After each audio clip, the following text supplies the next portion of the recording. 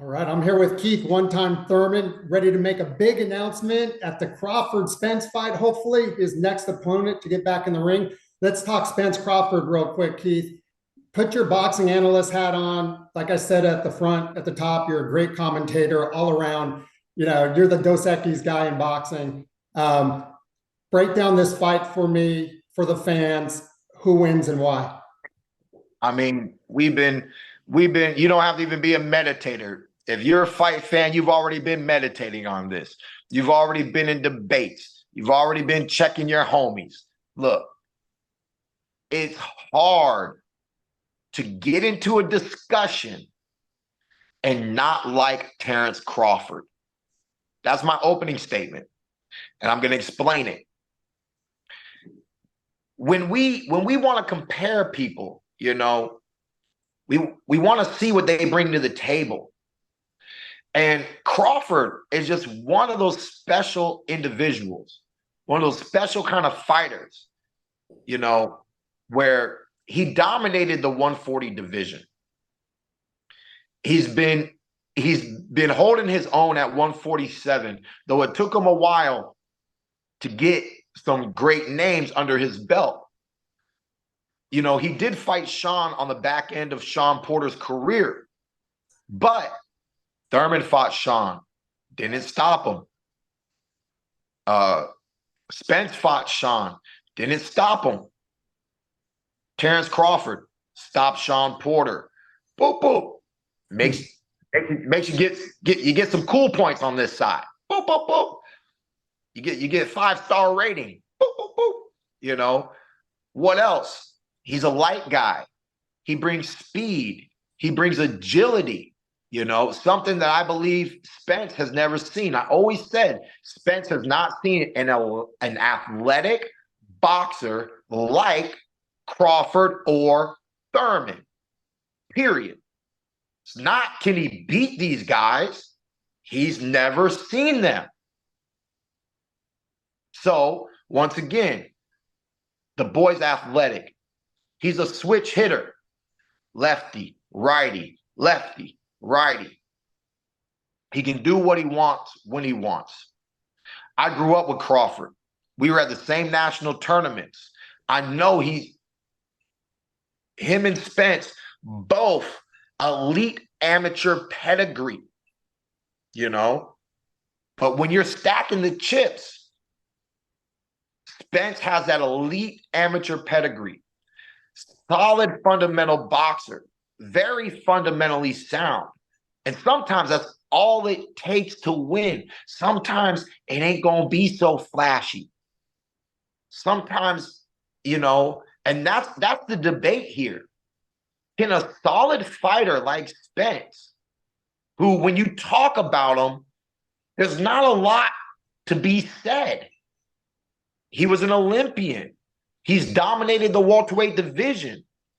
He has great defense, a fantastic jab, and can work the body well. But when you stack these attributes, they only reach so high. As you continue to talk about Crawford, it seems like he has more. But like I said, you know, the smartest in the world have some of the simplest solutions to a complex problem. Is Errol Spence that? Is he going to make E equals MC squared? Is he going to give us a solid performance of fundamental boxing, a simple formula to outclass and outperform a dynamic, complex fighter like Terence Bud Crawford? Truth is, I don't know. Truth is, that's why it's a show. That's why it's a fight. That's why I'm going to be there. That's why you should go. And if you don't go, then you better know to buy the pay-per-view, son. Come on. You're a promoter, you're a fighter, you're everything. This is boxing.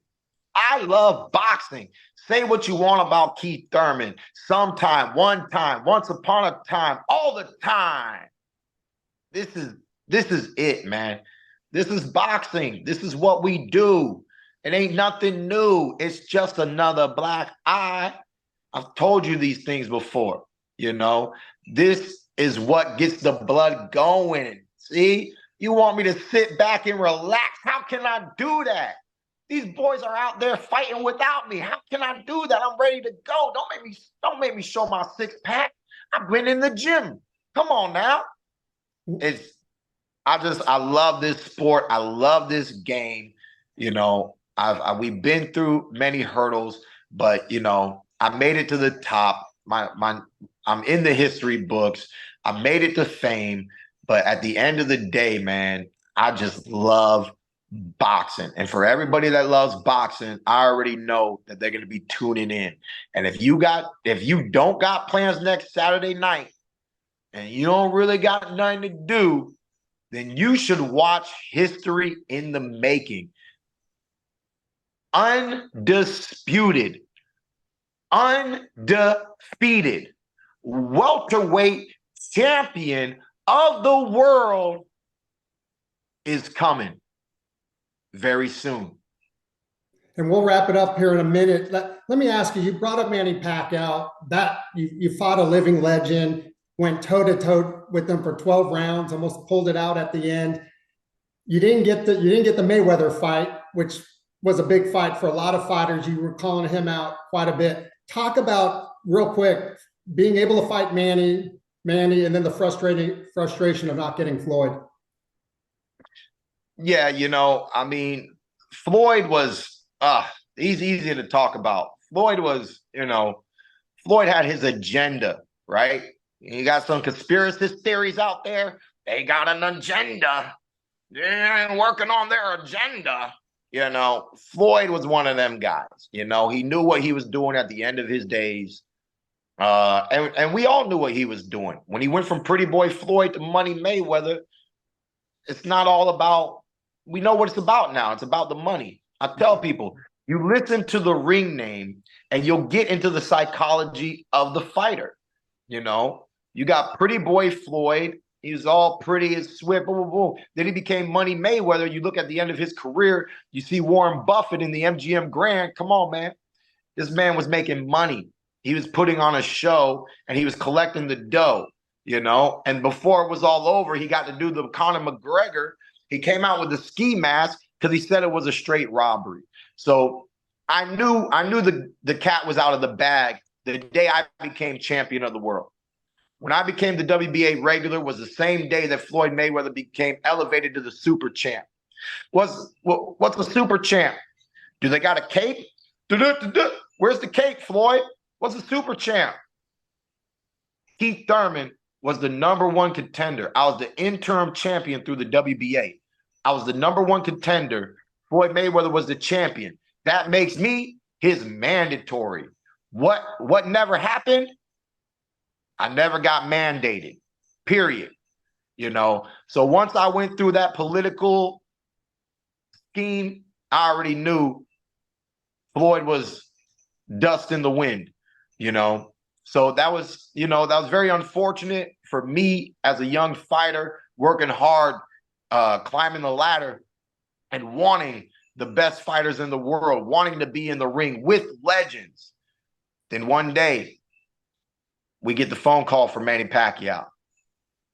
And this was 2019, which I've stated in the past, the hand was already messed up. The doctor, my doctor was at my fight in New York for Jose Cito Lopez. He said, hey, Keith, great fight. You know, you had a scare. Everybody was worried in the 7th round there. You know, you got your head snapped back a few times. Everybody was worried, but yeah, man, you pulled it out. Great fight. Great fight. So we're gonna do that surgery, right? We're gonna do that surgery, right? And I said, hey man, look, doc, I think they're gonna give me Pacquiao, and I ain't letting you touch this, you know. So it was a rough year. It was a rough year. Outside of that, my weight management was not on point. There's a lot of different variables, and that's life, you know. That's life. We still put on a tremendous fight. Everything was still a dream come true, except for that final hour where my hand did not get raised. In that moment, MGM Grand, Manny Pacquiao, the Philippines, everybody's in the arena. The energy, the magnetism, the electric sensation, that was boxing. That was a gladiator's night of true champions. And for me, if Caesar was there and he said, to the death, I would have looked at my family, salute, your boy gotta go. I gotta go toe to toe. I wanted 15 rounds. I wanted 37. I wanted to keep fighting and die in that ring and go to heaven. Okay. It was everything, man. It was everything. Everything that I ever wanted, man. I'll never forget that night. I look forward.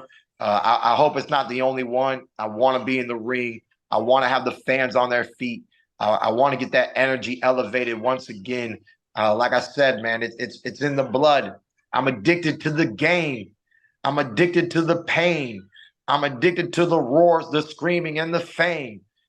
So it's more than just making a name, man. It's dreams.